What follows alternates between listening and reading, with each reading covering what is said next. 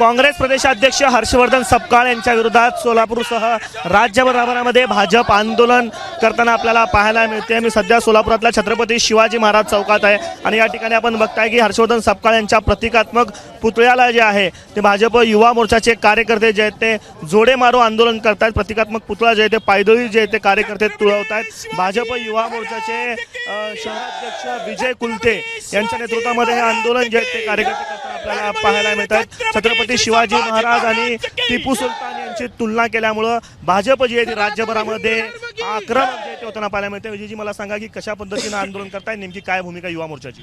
छत्रपती शिवाजी महाराज हे राज्याचं नव्हे, देशाचं नव्हे, अखंड हिंदुस्थानचं नव्हे तर सबंध जगतामध्ये त्यांचा एक आदर्श म्हणून त्यांच्याकडे बघितलं जातं।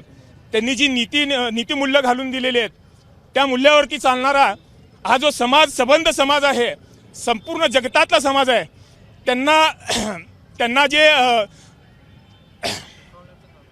त्यांना काहीतरी कुठंतरी त्यांची तुलना एखाद्या अशा व्यक्तीशी करायची की ज्यांनी अनेक हिंदू माता भगिनींचं शोषण केलंय, त्यांच्यावरती अत्याचार केलेत, अनेक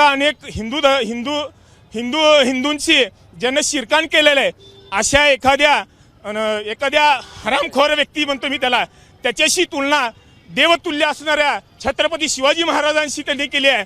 तर या हर्षवर्धन सपकाळला आम्ही सांगू इच्छितोय की तू तुझं डोकं भानावर ठेव आणि छत्रपती शिवाजी महाराजांची तू नाक घासून रायगडवरती जाऊन तू माफी मागायला पाहिजे, अशी आमची सगळ्यांची भावना आहे।